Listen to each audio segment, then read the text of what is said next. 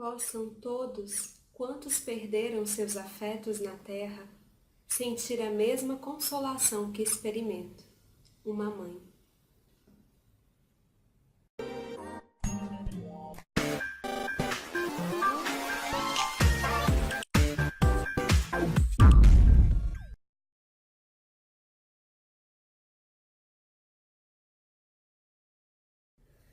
Na Revista Espírita de janeiro de 1858, o codificador publicou um texto cujo título é Evocações Particulares e o subtítulo Mãe, Estou Aqui, que nós gostaríamos de conversar um pouquinho sobre ele.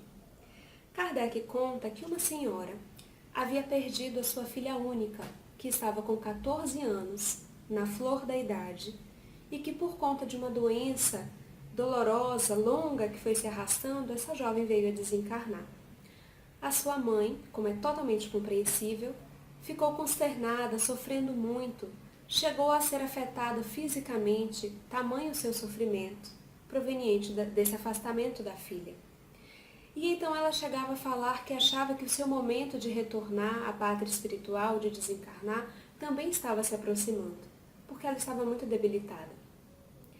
Mas, instruída, tendo conhecimento da possibilidade de comunicação com a espiritualidade, essa senhora então marca uma reunião com uma vizinha sua, que era médium ostensiva, mas que não tinha muito conhecimento sobre essa questão da comunicação espiritual.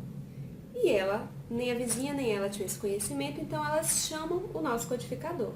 Imaginem vocês a possibilidade de uma evocação, de uma reunião mediúnica com a presença de Hippolyte Lyon, do nosso Allan Kardec. Me dá até arrepio só de pensar. Mas então, Kardec faz questão de dizer, éramos apenas 3, a mãe, a médium e eu, o codificador Allan Kardec. E então nós gostaríamos de ler alguns trechinhos da comunicação que existiu nessa reunião, e vocês vão acompanhar conosco como alguns pontos dessa conversa estão diretamente relacionados à parte 2 de O Livro dos Espíritos. Lembremos que aqui nós estamos em janeiro de 1858 e que em abril de 1857, no ano anterior, havia saído a primeira edição de O Livro dos Espíritos. Primeira edição. Então, não existiam todas as questões que nós temos hoje no nosso Livro dos Espíritos. Era muito mais simples, com muito menos perguntas e respostas. Nós depois podemos até conferir se algumas coisas que citaremos aqui já estavam lá. Pode ser que sim, pode ser que não. Particularmente agora nós não nos lembramos. Mas vamos lá. A mãe faz uma prece, invoca a Deus, pede a sua proteção e chama pela filha, chamada de Júlia. E, através da médium, a Júlia responde, mãe, estou aqui. És tu mesma, minha filha, que me respondes? Como posso saber que és tu? E a Júlia responde, Lili. E aqui o codificador coloca uma nota informando que Lili era um apelido da Júlia, da jovem de 14 anos, conhecido apenas dos familiares, que já não era utilizado há muito tempo. A médium não sabia disso, Kardec não sabia disso, então foi o primeiro indício de veracidade. E desse primeiro indício, a mãe então, já consternada, começou a chorar, a soluçar. Aí a Júlia diz, mãe, por que te afliges? Sou feliz, bem feliz, não sofro mais e te vejo sempre. E a mãe, mas eu não te vejo. Onde estás? Aqui ao teu lado, minha mão sobre a da médium, para fazer-lhe escrever o que te digo. Vê a minha letra. E Kardec coloca uma nota de que, de fato, a letra correspondia à da sua filha. Dizes, tens então um corpo? Pergunta a mãe. E aqui é nosso primeiro adendo. Muitas vezes, quando começamos a estudar a doutrina espírita, nós tínhamos essa dúvida sobre o que aparecia, o que nós vimos quando estávamos vendo um espírito. Hoje já é uma coisa extremamente difundida, o termo perispírito. Na escolinha, as crianças já com 9, 10 anos, quando a gente vai fazer atividade, já sabem falar de corpo espiritual, já conseguem adivinhar todas as atividades que nós fazemos, tentando fazer uma associação entre o corpo, o espírito, o perispírito. Mas, é claro que aqui nesse momento ainda era uma grande novidade. E aqui nós nos lembramos que essa pergunta feita pela mãe, tens então um corpo, a filha desencarnada, se encaixa perfeitamente com uma pergunta que está lá no Livro dos Espíritos, na parte 2ª de O Livro dos Espíritos, que é: o envoltório, pergunta 95, o envoltório semimaterial do espírito tem formas determinadas e pode ser perceptível? Sim, tem a forma que o espírito queira. É assim que ele vos aparece algumas vezes, quer em sonho, quer no estado de vigília, e que pode tomar forma visível e mesmo palpável. Filha, tens então um corpo? Não tenho mais aquele corpo que tanto me fazia sofrer, mas lhe guardo a aparência. Não estás contente porque eu não sofro mais e posso conversar contigo? Se eu te visse, então reconhecer-te-ia? Sim, sem dúvida. E já me viste muitas vezes em teus sonhos. Aí a mãe responde: de fato, já te revi em meus sonhos, mas pensei que fosse efeito da imaginação, uma lembrança.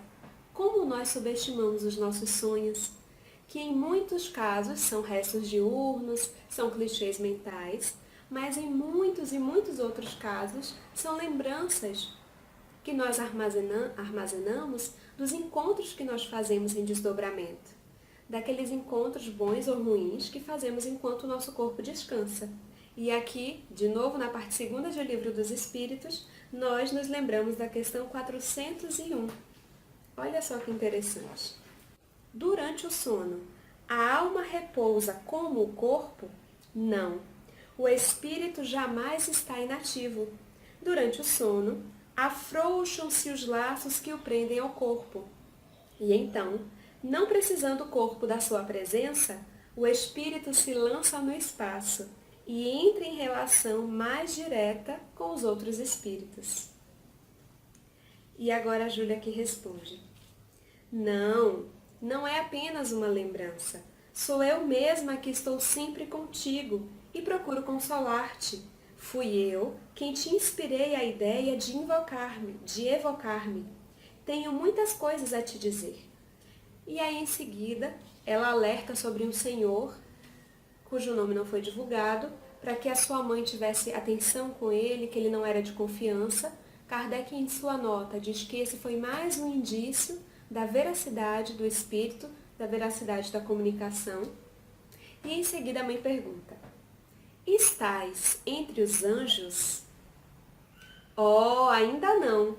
Não sou bastante perfeita, mas uma ligação perfeita com a parte 2ª de O Livro dos Espíritos. Quando nós temos as diferentes ordens dos espíritos. Os espíritos são iguais ou existe entre eles uma hierarquia qualquer? Pergunta o codificador na questão 96. São de diferentes ordens, conforme o grau de perfeição a que chegaram. E em seguida, ele vai dar aquela explicação que nós já conhecemos sobre essa gradação, de forma mais geral e depois de forma mais específica. E a mãe não se conforma. Entretanto, eu não via nenhum defeito em ti. Tu eras boa, doce, amável, benevolente para com todos. Isso não basta? Para ti, mãe querida, eu não tinha nenhum defeito, e eu acreditava, pois me dizias tantas vezes, mas agora vejo o que me falta para ser perfeita. Como adquirirás as qualidades que te faltam? Em novas existências, que serão cada vez mais felizes. E então, finalizando a nossa ligação com o Livro dos Espíritos, como pode a alma, questão 166, como pode a alma, que não alcançou a perfeição durante a vida corporal, acabar de depurar-se, sofrendo a prova de uma nova existência. Todas essas questões que nós citamos estão lá no Livro dos Espíritos, na parte segunda. Todas perfeitamente relacionadas com esse caso. Perfeita para utilizarmos numa palestra, num estudo, numa atividade com jovens, mostrando de forma prática, através dessa comunicação, conceitos tão importantes trazidos em O Livro dos Espíritos, essa obra central, basilar da nossa doutrina. E finalizando o nosso papo de hoje, uma frase do nosso codificador. Acrescentaremos somente uma palavra aos que negam a existência dos espíritos bons. Perguntamos como poderiam provar que o espírito dessa moça fosse um demônio malfazejo.